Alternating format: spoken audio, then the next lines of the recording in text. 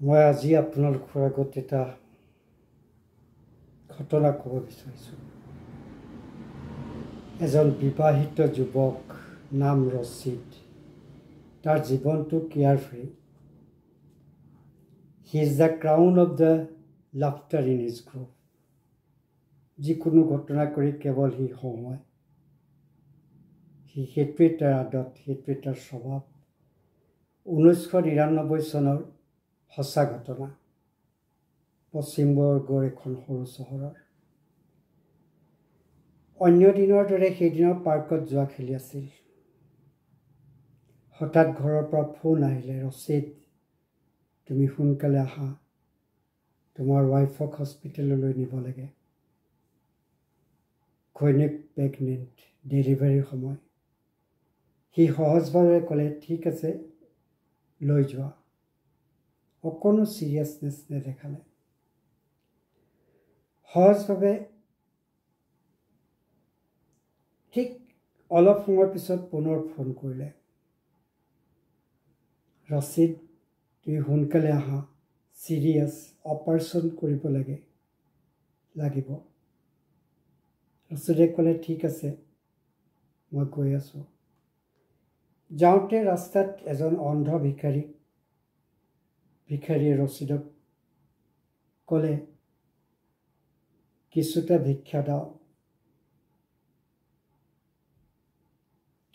ভিক্ষা দাও। সি অন্ধ ভিক্ষাৰীজনক লেক মাৰি পেলাই দিলে। তেনে অৱস্থাত সিও হাঁহিলে আৰু লগৰবোৰে হাঁহিলে। এইটো তাৰ স্বভাৱ। এনেকৈ গৈ সি হস্পিটেল পালেগৈ। ঘৈণীয়েকৰ চিজাৰিন হ'ল, এটা ল'ৰা সন্তান। ডাক্তৰে ওলাই আহি ৰচিদক ক'লে এটা পুত্ৰ সন্তান হৈছে। তাৰ বৰ ফূৰ্তি লাগিল, কিন্তু ডাক্তৰে ক'লে সন্তানৰ চাইট নাই, সি অন্ধ। ৰচিদৰ মূৰৰ ওপৰত পাহাৰ পৰা যেন লাগিল। সি বহি পৰিল। তাৰ মনত পৰিলে অহাৰ সময়ত অন্ধ ভিক্ষাৰীজনক কৰা দুৰ্ব্যৱহাৰৰ কথা। আল্লাহে তাৰ প্ৰতিশোধ ল'লে।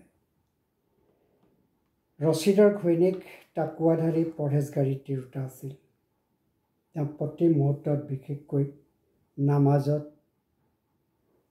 পিছত দোৱা কৰোঁতে কয়, হে আল্লাহ, মোৰ মানুহটোক ৰচিদক হেদায়ত কৰিবা। আল্লাহৰ দোৱা কবুল কৰাৰ ব্যৱস্থা বেলেগ বেলেগ ধৰণৰ। দোৱা কবুল হ'বই, কিন্তু তাৰ তৰিকা আল্লাহৰ ওচৰত বেলেগ বেলেগ। ৰচিদে ল'ৰাটোৰ নাম ৰাখিলে চেলিম, কিন্তু সি চেলিমক ঘৃণাৰ চকুৰে চাইছিল, নফৰত কৰিছিল। এইদৰে সময় বাগৰিলে। পুনৰ দুটা সন্তানৰ বাপেক হ'ল সি। এই দুটা সন্তানক সি খুব মৰম কৰে, ভালদৰে চোৱা চিতা কৰে। যেতিয়া গম পালে চেলিম অন্ধই নহয় কৃপাৰো, সি আৰু নফৰত কৰিব ল'লে, আৰু ঘৃণ কৰিবলৈ আৰম্ভ কৰিলে। মাকে কোৰাণ হিফজ কৰাব ল'লে। চেলিমে এই কামৰ দক্ষতা দেখুৱাব পৰা হ'ল। এদিন ৰচিদ ঘৰতে আছিল। এনেতে সি চেলিমে আহি বাপেকক ক'লে, আব্বা মছজিদলৈ যাওঁ ব'লা। মই মছজিদৰ ৰাস্তা চিনি পাওঁ, তোমাক মছজিদলৈ লৈ যাম। তুমি মছজিদৰ ৰাস্তা চিনি পোৱা? কেনেকৈ? ঠিক আছে ব'লা। সি বাপেকক মছজিদলৈ লৈ গ'ল। তাৰপিছত ক'লে কোৰাণ মছজিদ আনা। তুমি পঢ়িব জানা? তুমি চূৰা কাফ উলিয়াই দিয়া। চেলিমে তৰ্তিলৰ সৈতে কোৰাণ তিলাৱত কৰিলে। ৰচিদ আচৰিত হৈ গ'ল। সি ক'লে, হে আল্লাহ, চেলিম অন্ধ নহয়, মইহে অন্ধ।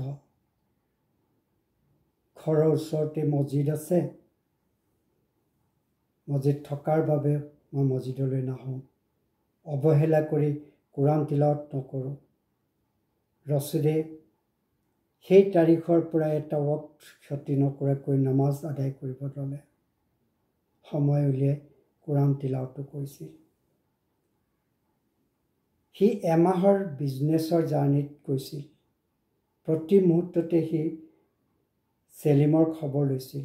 চেলিমৰ প্ৰতি তাৰ অগাধ মৰম স্নেহ হৈ গৈছিল। এমাহৰ পিছত ঘৰলৈ আহি সি চেলিমক বিচাৰিলে। পুতেক দুজনে সুধিলত গম পালে সি স্বৰ্গগামী হৈ গ'ল। ৰচিদে সুখে কান্দিলে। ঘৈণীয়েকে সুধিলে, মোক নজনালে কিয়? হঠাৎ জ্বৰ হ'ল, মই আপোনাক ফোন কৰিছিলোঁ, কানেকশ্যন নোপোৱা, কি কৰিম? ইফালে সি ইন্তেকাল কৰিলে। তেতিয়া সি কান্দি কান্দি আল্লাহক ক'লে, হে আল্লাহ, তুমি চেলিম মোক মোৰ ওচৰলৈ পঠাইছিলা মোৰ অৱহেলিত জীৱনৰ পৰিৱৰ্তনৰ বাবে। সি যেতিয়া তাৰ কাম কৰিলে, তোমাৰ আদেশ পালন কৰিলে, তাৰপিছত তুমি তাক তোমাৰ ওচৰলৈ লৈ গ'লা। শ্ৰোতাগণ, তোমালোকে জানানে যে হু ইজ চেলিম? চেলিম কোন হয়? চেলিম হ'ল সেই চেলেঞ্জ যি মোৰ জীৱনলৈ পৰিৱৰ্তন আনিলে।